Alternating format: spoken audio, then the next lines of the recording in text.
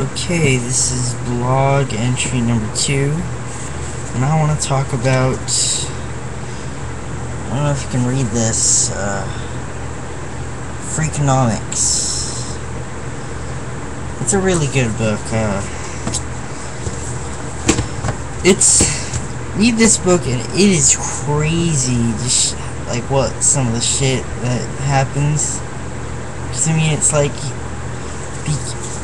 just in the first chapter alone, the guy proves that the crime drop in the 90s was because of Roe v. Wade in the 70s.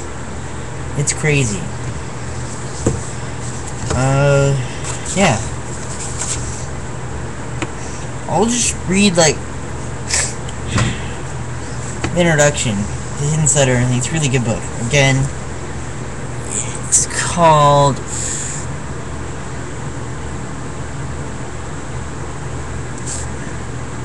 Freakonomics. So you couldn't see that. Freakonomics. The introduction, the hidden side of everything. Anyone living in the United States in the early 1990s and paying even a whisper of attention to the nightly news or daily paper could be forgiven for have been scared out of his skin. The culprit was crime. It had been rising relentlessly. A graph plotting the crime rate in any American city over a recent decade looked like a ski slope in profile, and it seemed now to herald the end of the world as we knew it. Death by gunfire, international and otherwise, had become commonplace. So too had carjacking and the crack dealing, robbery and rape. Violent crime was a gruesome, constant companion. And things were about to get even worse, much worse. All the experts were saying so. The cause was the so-called super predator. For a time, he was everywhere, growing from the covers of news weeklies, scattering his way through the foot-thick government reports. He was a scrawny, big-city teenager with a cheap gun in his hands and nothing in his heart but ruthlessness. There were thousands of them out there just like him. We were told a generation of killers was about to hurl the country into deepest chaos. Pretty crazy, right? In 1995, the criminologist James Allen Fox wrote a report for the U.S. Attorney General that grimly detailed the coming spike in murders by teenagers. Fox proposed optimistic and pessimistic scenarios. In the optimistic scenario, he believed the rate of teen homicides would rise another 15% over the next decade. In the pessimistic scenario, it would more than double. The next crime wave will get so bad, he said, that it will make 1995 look like the good old days. Other criminologists, political scientists, and similarly learned forecasters laid out that same horrible future, as did President Clinton. We know we've got about 6 years to turn this juvenile crime thing around, Clinton said. Our country is going to be living with chaos, and my successors will not be giving speeches about wonderful opportunities of the global economy.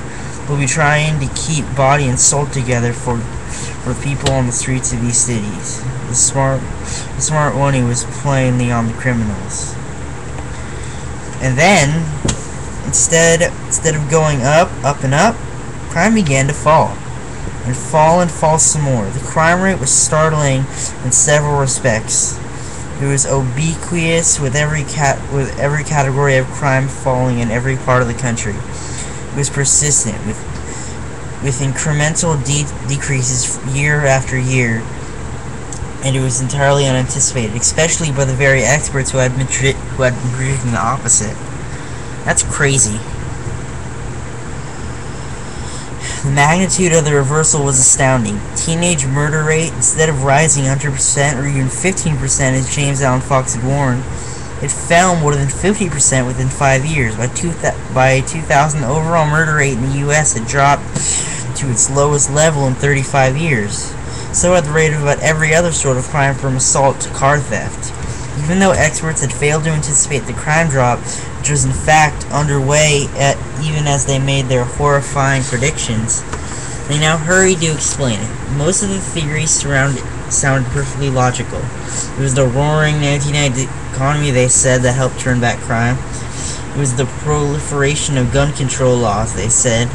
It was sort of innovative policing strategies put in place in New York City, where murders would fall from 2,245 in 1990 to 596 in 2003. These theories were not only logical, they were also encouraging, for they attributed the crime drop to specific and recent human activities, as if gun control and clever police strategies and better paying jobs that killed crime. Well then, the power to stop criminals had been within our reach all along, as it would be the next time, God forbid, that crime got so bad. These theories made their way seemingly without question from the experts' mouths to journalists' ears and into the public's mind. In short, of course, they became conventional wisdom. There was only one problem. They weren't true. There was another factor, meanwhile, that had greatly contributed to the massive crime drop of the 1990s. It had taken shape more than 20 years earlier and conceived by a young woman named Dallas by Norma McCorvey. Like the proverbial butterfly that flaps its wings on one continent and eventually causes a hurricane on another, Norma McCorvey dramatically altered the course of events without intending to do so. And all she wanted was an abortion. She was poor, uneducated, unskilled, alcoholic, drug-using 21-year-old woman who had already given up two children for adoption, and now, in 1970, found herself pregnant again. But in Texas, as in all but few states at the time, abortion was illegal. McCorvey's cause came to be adopted by people far more powerful than she, and then made her lead plaintiff in a class action lawsuit seeking to legalize abortion. The defendant was Henry Wade, the Dallas County District Attorney. The case ultimately made it to the U.S. Supreme Court, by which time McCorvey's name had been disguised as Jane Roe. On January 22nd, 1973, the court ruled in favor of Miss Roe, allowing legalized abortion throughout the country. By this time, of course, it was far too late for Miss McCorvey/Roe to have her abortion. She had given birth and put the child up for adoption. Years later, she would renounce her allegiance to legalized abortion and become a pro-life activist. How did Roe v. Wade help trigger a generation later the greatest crime drop in recorded history? As far as crime is concerned, it turns out that not all children are born equal. Not even close. Decades of studies had shown that children born into an adverse family environment is far more likely than others to become a criminal. And the millions of women who most likely to have an abortion in the wake of Roe v. Wade, poor, unmarried, teenage mothers whom illegal abortions had been too expensive or too hard to get, were often models of adversity. These are the very women whose children, if born, would have been much more likely than average to become criminals. But because of Roe v. Wade, these children weren't being born. This powerful cause would have a dramatic, distant effect years later, just as these unborn children would have ended their criminal crimes. The rate of crime began to plummet. It wasn't gun control, or a strong economy, or new police strategies that finally blunted America's crime wave. It was, among other factors, the reality that poor potential criminals had dramatically shrunk. Now the crime experts, the former crime doomsayers, spun their theories in the media. How many times did they cite legalized abortion as a cause? 0. That's crazy. This is a great book. It talks about way more than this. That's just the introduction, because that's the last chapter. It's called Two Paths to Harvard. I'm just gonna read the last sentence, then I'll stop.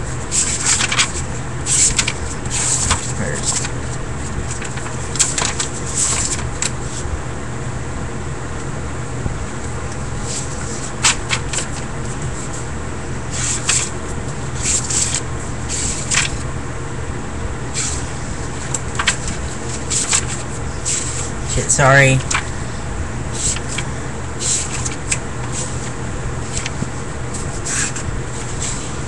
By the epilogue, 2 paths to Harvard. Recall for a moment the 2 boys, one white, one black, who were described in Chapter 5. The white boy, who grew up outside Chicago, had a smart, solid education, loving parents who stressed education and family. The black boy from Daytona Beach was abandoned by his mother, was beaten by his father, and had become a full-fledged gangster by his teens. So what has become of these 2 boys? The second child, now 27-year-old, is Roland G. Fryer Jr., the Harvard economist studying black underachievement. The white child also made it to Harvard, but soon after things went badly for him. His name is Ted Krasinski.